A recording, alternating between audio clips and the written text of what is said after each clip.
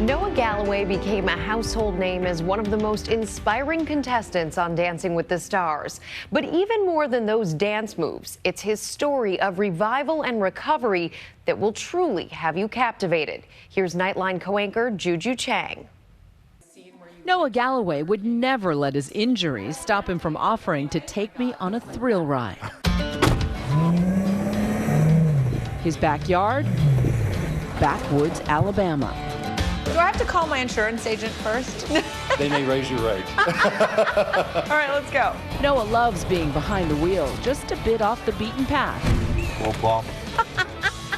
Because here, he says he no longer feels like a double amputee. When I'm in my Jeep and I'm riding with other guys, it's a level playing field. It's more of a fair fight. It is, and it feels good, especially if I've got a bigger Jeep than them. Then I feel even better. Oh my God. It's been a hell of a ride. Long before Dancing with the Stars made him a household name. Noah and Sharna. Before he was a magazine cover model. Before he was a commercial success. He was struggling to rebuild his life after he lost nearly everything in the flash of an explosion in Iraq. There were several times that I laid there and thought it'd have been easier if I'd have died. It'd have been much better if I would have died. His painful journey back, he recalls in his new memoir, Living with No Excuses, the remarkable rebirth of the American soldier. The first pages of Noah's story are classic Americana. You paint this beautiful scene when you're a little kid running around in a superhero cape. I was convinced I was a superhero, that I was invincible, that nothing could stop me. But in the aftermath of September 11th, the superhero became a super soldier. I got a phone call from a friend that just said, turn on the TV. And I saw that second plane hit. And I'll never forget the screams that are around the cameraman. I remember thinking that, okay, the military, this is where I need to be. I need to go in the military. It was your first big mission. It was. Noah found his larger-than-life calling, but his second deployment to Iraq was cut short by a fateful drive in a Humvee. What was it like then to wake up in that hospital room and realize I am not only not indestructible, but I'm no longer Protector. the protector? That hurt me down deep. His mother and sisters rushed to be by his bedside. When you saw him, though, what part of you just went, oh, my baby? Oh, as soon as we walked in the door. I was just so thankful he was in the United States and here, you know, still alive. Noah faced months of rehabilitation. He credits his then one-year-old son, Colston, with helping to push him out of that hospital bed. My sisters brought my oldest son, Colston, and I had this emotional moment in physical therapy lab. I remember him coming in and seeing him, and I just hyper-focused on him. It was tunnel vision, and I cried like a baby and held him. You still feel that moment Yes. to this day? It was a reminder that I had something. I had someone that I'd take care of.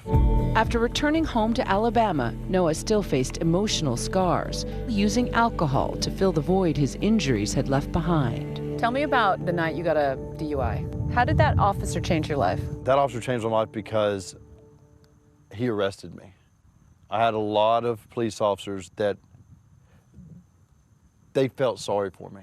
What did that week in jail mean to you? You know, it's sad, but it's true. I met a lot of people in there who had way worse situations they had found themselves in that are much harder to dig out of. And I wasn't at that point yet. Noah says fitness set him on the right path. Through competing in races like Tough Mudders, he found a new mission, pushing himself over seemingly impossible obstacles. What was your reaction when people would say, you can't do a Tough Mudder? I'm gonna find a way to get it done. Don't challenge me. His success landing him one of his biggest challenges, ballroom dancing. What was it like to see him go on Dancing with the Stars? Oh, that was exciting. Yeah? Yeah. Did you think he could do it? No. I asked him, I said, I never see you do like a little shimmy or you never dance. Despite a documented lack of rhythm, Noah quickly became a fan favorite, with emotional dances like this one, to American Soldier, ultimately placing third. I know the sacrifice. If it weren't for those people voting for me, each week that I was on that show, another part of my story was shared in dance. Back home in Alabama, he tries to lead a simple life.